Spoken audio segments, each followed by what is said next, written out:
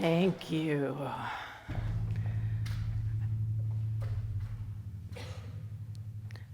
How often do we forget that it's all temporary? Can I just take a breath? That whatever we're in the midst of right now, we get to feel fully. And we also are being invited to hold the understanding that everything in time and space is always going to be changing. As much as we would love to just hold it tight, right? So we're at the end of our book study, and perfectly, it's turn up the light, right? Turn up the light. And the block that she highlights here is small-mindedness. And the breakthrough is selfless love. And there's something about that really touched me. She says in the book at one point, you get in your own way when you take actions from your smaller self. You discover your own way when you act from selfless love. I feel like I could just mic drop and I could just go sit down, right? Because this really is it. And as I said before, there's this fear makes us contract. False evidence appearing real makes us contract inward. It makes us sort of block off our heart, block off our understanding, and we become this small-minded, right? Our smallest self is what is making decisions and where we're living from. So who would we be if we were actually discovering our way rather than feeling like we had to know our way? Because it's the discovery that we are always being invited into. She says, dare to show up in receptivity and service. Be a messenger from the realm of abundance. Your greatest healing may even come from giving what you desperately want to receive. I've said often, we cannot give what we do not have. But sometimes we know that there's something that we are being called to receive, whether it's more love or more comfort or more joy or more connection. And our way forward through that is to actually give that away. In the giving away of connection, in the giving of our love, in the giving of our joy, it is multiplied upon us. And it becomes something that we get to experience, that we get to be a participant in, be a stand for kindness. This to me jumped out, given everything that's been going on. How to be a stand for kindness. We stand in our values, but sometimes our values are not always kind. The way they can show up in time and in space are not always about kindness. How do we honor our values and be kind at the same time? And I love this. This is why the prayer chaplains really were alive for me in terms of sacred service. Or be a tuning fork that allows others to remember what is right in themselves and in this life. All too often we walk around noting where people's foibles are, where their fault lines are, where their not enoughness is, where we see that they're supposed to grow. What if we actually walked around just in loving kindness and just being with wherever people are, without our judgment and without coming down? Because remember, if we're putting judgment out there, it actually is starting with judgment of ourselves right here. It's how we can understand what's alive within us is by looking at how we navigate the world around us. She shares a story in there about her father, and she has this epiphany in it where she says, I had been equally rigid in my definition of love. I'd only had one door that you could come through. And how often do we do that? How often do we decide this is what love is supposed to look like? This is how it's supposed to manifest. This will say that they love me, or that I am loved, or I am lovable. I was reminded, as I was reading about her father, I was of course reminded of my father. And I had a similar epiphany with my father, which I'm sure I've shared in the past, but I'm going to share it again because here we go. My dad was very sick for the last decade or more of his life. And it was very hard because it was things that, in my opinion, if he had just taken care of himself better, if he had acknowledged them sooner, they wouldn't have spiraled into what it became. Right? Judgment. A lot of judgment about the choices that my dad was making about his life and how that was impacting his health. And he was in and out of the hospital at least twice a year, right? And then he'd go into rehab and he'd be there for 6 weeks, and then he'd come home and then he'd be back in the hospital. It was like this ongoing story, and every time he came out, his health had deteriorated just a little bit more, and a little bit more, and a little bit more. And I remember one time I went to visit him, and I was really struggling with his choices, really struggling. And he was being wheeled onto one of those, those pickup services where they come to get you to take you to a doctor's appointment. And he's being wheeled on there with the oxygen tank and the oxygen, and he's sort of sitting there. And I had this epiphany as I just looked at him that was about who he truly was. Not my narrative, not the story about his health, not my frustration with him, but just seeing him for who he truly was. And in that moment, something unhooked from me, and that's similar to the story that she shares. She just let go in that moment of you have to show up this way. What if I just meet you right where you are, with all my love, with all my compassion, with all that I am, and I'm not judging you anymore. And there was a tremendous shift in my father and my relationship from that point on. I stopped making him feel guilty about the choices he was making. I let him live his life the way he wanted to live his life. And if that meant eating a pound of butter with dinner, then that was what he wanted to do, right?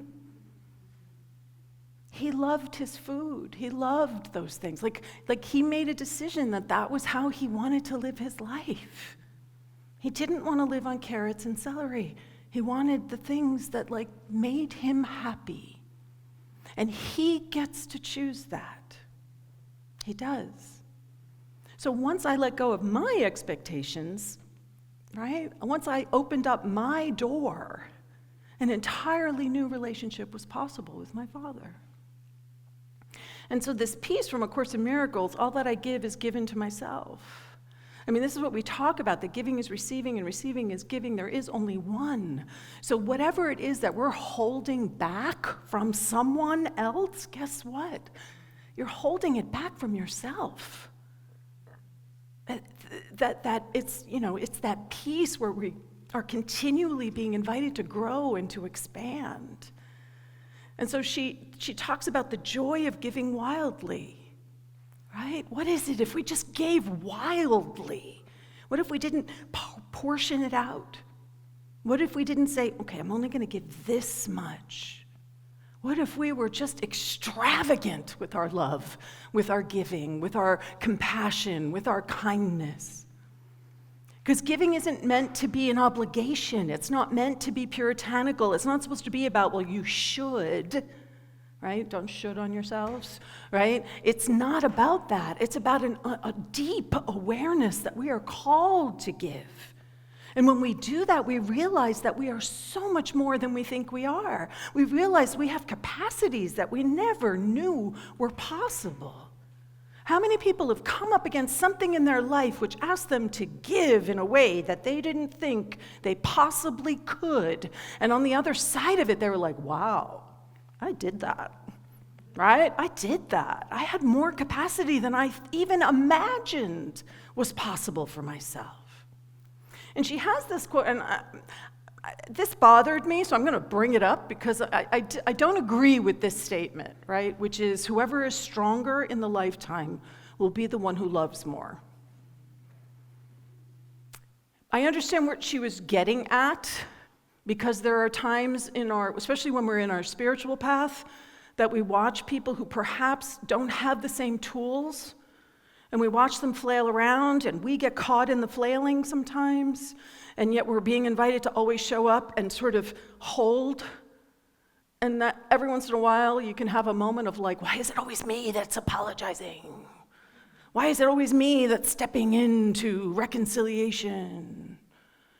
I actually think it's really more about whoever is expanding in this lifetime is able to give more. Right? I don't believe that anybody is loving less than me. Does everybody feel the truth of that? No one is loving less than me or less than you.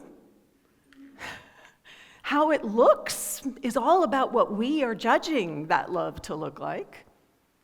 But it's really more about, are you willing to expand so that you can give more in this lifetime? Because I don't know about you, sometimes the people in my life who I know don't necessarily have all the tools that I do, I don't know that I'm stronger than them. They've come through some really messed up things. And the fact that they came through them means they're strong. And I would never take that away from someone, right? Never take that away from someone. And unity, right? Broken people make great trailblazers. Like, all my alarm bells are going off, right? Are we ever really broken? No. Do we feel broken sometimes? Yes. Okay, so we're modifying. We're understanding where she's speaking from, but we're not going to fall into the narrative that I'm actually broken or that you're actually broken. But, I love this line. Thank goodness light doesn't require perfection. Right? We don't need to be perfect. That's not the point. I love this too. Limitation put pins in my sofa, lumps in my pillow, so I could not fall asleep to my true potential. Right? Isn't that awesome?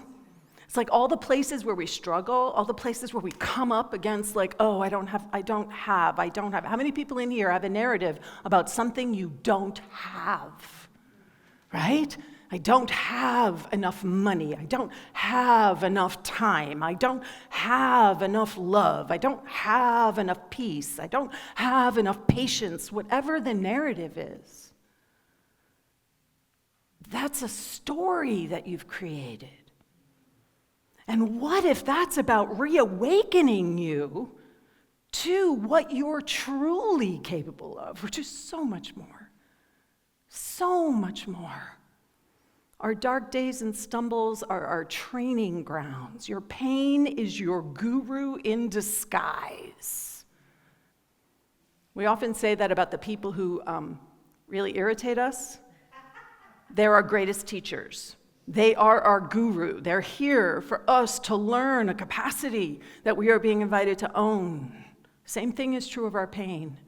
And I love this line. We are in the soup, but it's a healing broth. Right? Understanding that in the midst of whatever we're in the midst of, anybody here in the midst of something right now? It is a healing broth, and I think that's the part that's so easy to forget. All we feel is that we're the frog in the pot, where the temperature is just getting hotter and hotter and hotter and hotter. But we're missing out on the idea that it is what we are contributing that creates the healing broth. It is what we are being invited to bring to the soup that we are all swimming in that creates something that is healing rather than toxic. And it can go either way. Anybody in here felt toxic lately? Right? Angry thoughts, frustrations, all right? That's toxicity. That's okay. Right? I've been feeling toxic. I'll admit it. We are being invited to remind ourselves again and again and again and again that we are here to heal. We are here to expand. We are here to be more love. We may not have easy lives, not because we are broken. It's because our soul demands expansion. Right? That is what we're here for. To always reveal more and never less of the truth of who we have actually come here to be. And she says, maybe we have never been fit for this world. Again, lots of negatives in there, right? But the next part I thought was really kind of beautiful. That's exactly why we are the ones who will transform the world. So what if instead of trying to fit ourselves into a world that we're perceiving as broken, what if instead we are here to fit the world to our understanding of love and kindness? Right? What if that's actually the perspective, the consciousness that we are being invited to hold? That it's not that we have to give in to the world, but it's that we are going to transform the world through our understanding of what is actually possible. And that's a powerful mandate. Can you feel that? You cannot be small if that's what you're being called towards. So are you focused on what you don't have? Because we get caught up in that. She does that. She talks about how she's traveling through Thailand and all the altars. And at each altar, she's saying, my intention, my desire is for, more clients. And she's doing like I'm stating my intention at every single altar. And then it hits her. Oh, what if I actually instead just give thanks for all that I have at every altar? Can you feel the difference in that energetically? By offering thanks, I'd be loving my life instead of making mental lists of where it might improve. Can we love our life? Can we be willing to say, this is amazing? I am so grateful. Joe Dispenza, who I actually really love, says the quantum field responds not to what we want. That's a misunderstanding of our teachings. Everybody take a deep breath around that, because it's so embedded in our teaching. Ask and it is given. I want that. I've told you that people have said to me that we're the teaching that believes God is a vending machine. That is not the truth of who we are. Because we do know that the quantum field, that which is all that there is, quantum field is just another word for God. It's another word for wholeness. It's another word for love, right? It's not about what we want. It responds to who we are being in the world. Who are you being in the world?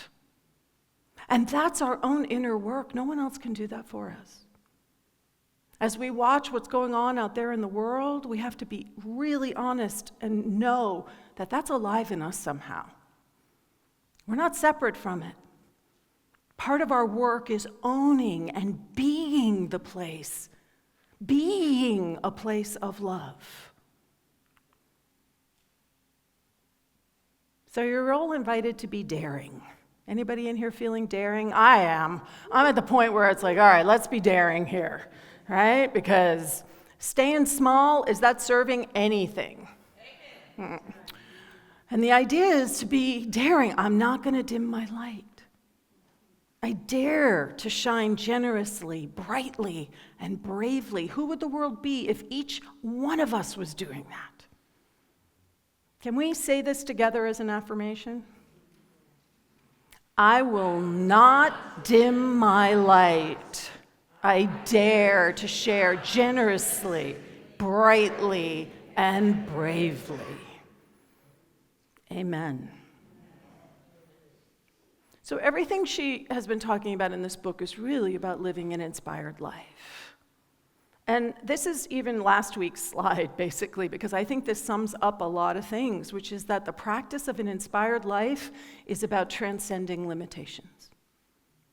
It's about transcending the places where we think we're done. Oh, that's all. I'm good here. All right? We strengthen our self-trust muscles by daring to do the things that make us doubt ourselves. That's what it means to be daring. The thing that makes you inside kind of have a like, oh boy, I don't know if I can do that.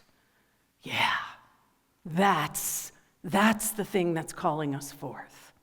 Because if you think back on your life, and you think about those roadblocks that arose, let's get my tenses correct, arose in your experience, which you would have thought, how am I supposed to do that? And yet we come out on the other side of it because we are bigger than any of the doubts that we may have about who we are. We are bigger than any of the doubts we have about our impact in this world. And we are bigger than any of our doubts about the fact that this world is broken. This world is not broken. This world is breaking open. And it is messy, right? But this world is not broken. This world is breaking open. And if you can't remember that, because it's hard sometimes, call a prayer chaplain. Call someone who can help you remember the infinite potential and the infinite possibility that is the truth of who we are. So our practices for this week is, think of someone in your life you wish would be different. Anybody have one of those, or two of those, or three of those? What expectations do you have of them, and how can you shift that, right? How can you shift that? If you were being outrageously generous, what might you do? What can you do as a crazy act of generosity? Really, I mean that, this week. What could you do where it's just like, this is crazy, but I'm going to do it anyway? What is your pain teaching you? And how might others benefit from what it's teaching you? This is where we take it not just from our own internal place. We are bringing it into the world. How can whatever you're learning, how can that also benefit others? She uses the word help a lot, and I'm going to invite us to just understand that where she says help, I would say serve. Right? Helping implies that I'm somewhere where these people are not, and I'm gonna help you because you can't do it yourself. So I'm just going to invite us to be in how can you benefit others, not help others. How can you benefit others? Can you feel the difference in that? In this moment, what are you thankful for? If you don't have a gratitude practice, I know most of us do, but if you don't, start one. End of your day, 3 things that you're grateful for. 3 things, just write them down. Text them to a friend, get a gratitude partner. Text it to somebody every night. Send them back and forth. What it does is then throughout your day, you find yourself thinking, oh, what am I grateful for? Because I got to do that text tonight. Right? Makes you pay attention and bring intentionality into your day. Is there an area where you feel lack? And what can you be grateful for in that area? What do you already have where you're feeling lack that you can shift the paradigm? And what could you dare to do? What would showing up look like if you dared to do it? So let's take this into our time of meditation. There's so much in this book. I'm thinking next week what I'll do is like an overview of what sort of came up, maybe even for the next 2 weeks, depending. Because there's so much in this, yes? Around how we are being called to stand in ourselves, to trust ourselves. If you truly trusted you, not the little you, but the whole you, the divinely human you. What could you do? Who could you be? How would this world benefit from you showing up unadulterated? Don't water yourself down. Don't put your light under a bushel. What would it mean for you to truly shine brightly? Where are the limitations you've placed around yourself? Somehow thinking that as we sort of create an enclosure for our energy, that we'll be able to conserve our energy. What if you actually blew some of those down and allowed the energy to flow back and forth? Maybe you're tired sometimes, and maybe you're energized at others. Trying to move through and past whatever that status quo might look like in your life. So as we quiet the breath, as we open the heart, the invitation is to just sit with any and all of that as to what is arising within you. Your most authentic, empowered, gorgeous, brilliant self. And let's rest together in that beingness, because the quantum field responds to our beingness for a few minutes together in the silence.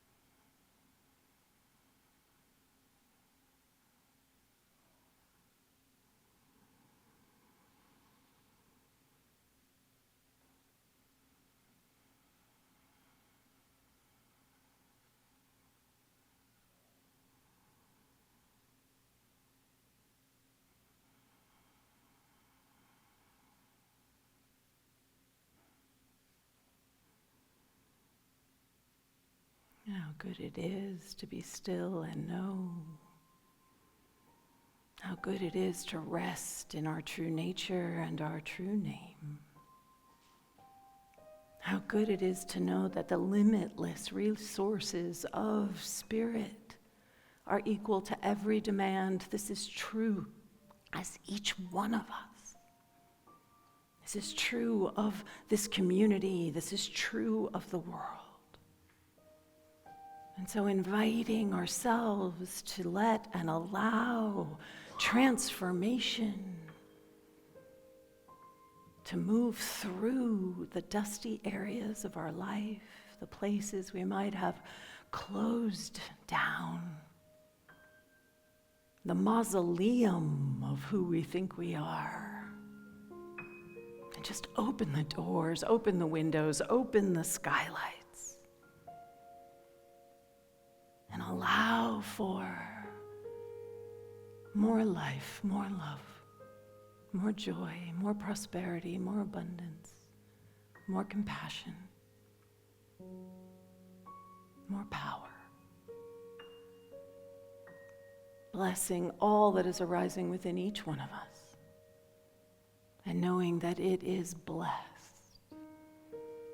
I lovingly say, and so it is. Amen. Ashe.